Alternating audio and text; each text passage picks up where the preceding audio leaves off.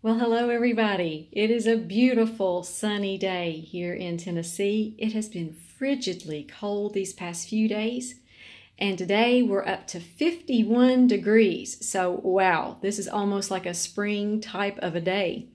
But it's still the end of January, and I thought I would go over some things about growing your orchids in January, because January is an unusual month. People have asked me, what are you doing with your orchids this time of the year? And when is it okay to repot an orchid? When is the best time? So I thought I'd kind of go over those issues with you all today. Okay, as an orchid grower, I feel like in the coldest part of the winter, you have three basic things to keep in mind. Number one is enjoy all of the blooms you have right now, because I've got several of my orchids in bloom right now, and so I put them front and center. I place them in areas where I am a lot, and boy, do I ever enjoy these beautiful orchid blooms in this cold weather.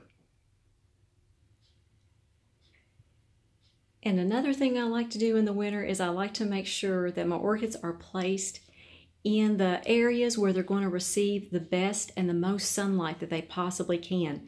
That really does help get them through the winter. With my Phalaenopsis orchids, I can even put them in western facing windows in the winter, and they will do really well. I'll have to either move them back from the window or put a sheer curtain or a Venetian blind or something up like that on that window in the springtime. But for right now, western facing windows for my Phalaenopsis orchids are a really good place for them to be. What you see here is, well, these are most of my eastern facing windows that are in my sunroom. And I like to group them as much as I can over in these windows, because they do really, really well in the winter in these windows as well. Eastern and western facing windows for your Phalaenopsis orchids and your dendrobiums, that's a good thing. That's a good place for them to be in the winter. And also my humidifiers run a lot this time of the year. I like to try to keep my my sunroom at about 40 to 45% humidity during the winter. That seems to be a really good place to be able to keep it, and I can keep it at that level pretty easily. I run two of these fine mist ultrasonic CVS humidifiers. I keep them back here in my sunroom, and when it's a sunny day like today, about 50 degrees, I only have to run one. The past 2 days, while it was so bitterly cold, I ran both of them full power for about 2 days, but it kept it at about 40% humidity. So that is easily attainable back here. And this is the time of the year where I have a lot of spikes growing. So the other thing I was going to mention to you is keeping your orchids watered and fertilized. I water as much, if not more, during the winter. During the coldest part of the winter especially, than I do in the summer, because my heat pump keeps turning on. It dries out the air a lot, and even with a humidity level of 40%, around that, I still have to do a lot of watering. Plus, these spikes need a lot of water and a lot of fertilizer to get them to grow and bloom. And several of you have asked me, when is the best time to repot your orchids? I have found that about the time that I have 12 hours of sunlight in a day. No matter where you are, you can kind of gauge it by that. If you're having warm weather and you've got about 12 hours of sunlight, then that's a good time for you to repot. Around here in Tennessee, March, I can start repotting my orchids. Anytime before that, it's just too cold and they don't have enough light and the roots don't get established. If you live somewhere where you have 12 hours of sunlight in January, awesome. If it's warm where you are, then you're going to be able to repot pretty much anytime. But for here, I live in a woodland forest. Between the months of March and say October, those are my best times to repot, especially my Phalaenopsis orchids. With my dendrobiums, I like to repot those in the spring. They just seem to do really, really well.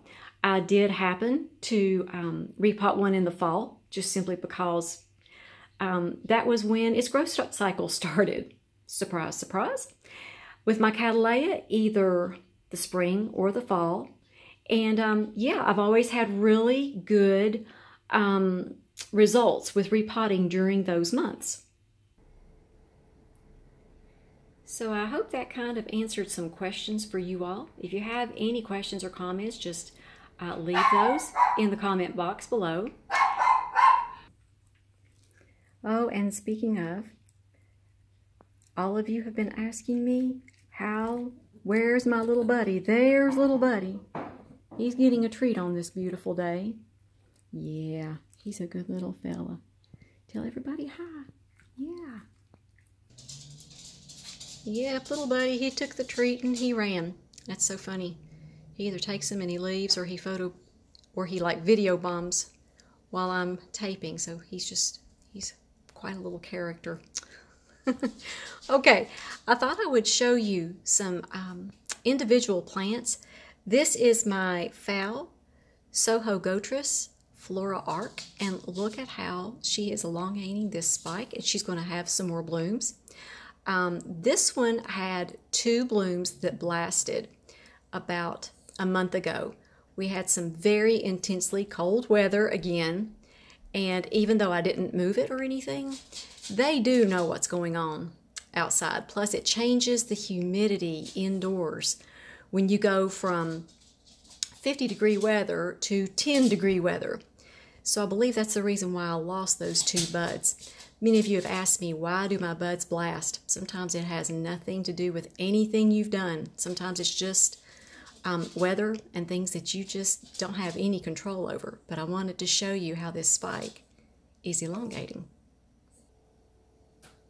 And check out this beautiful bloom on my Phal Pink Twilight. Oh, I love the colors of this plant, and I love the shape of this bloom. Here's a full view of the plant. These are both secondary spikes that are blooming. Absolutely beautiful. I still have 3 buds left on this one that are going to be blooming out. I love this Phal. And this is my Phal Chian Xen Diamond. That is Golden Poker times Judy Valentine. Some people were asking me for an ID for this one, so I'm going to place this one in the description box so that you'll have that. Each bloom on this one is very individual. No 2 blooms are just alike. I love that about this Phal. And here's the first bloom on my Phal Marianne. This one has 2 spikes. I'm going to have about 10 blooms here so far. So I love to share this one with you. It's got the most unusual coloring. Here is the spike on my Dendrobium, Burana Jade Fantasy number 9. The buds just keep getting larger and larger. So I'm thinking in about a month, this is going to be in full bloom. I love this Dendrobium. The bloom is absolutely mesmerizing on this plant.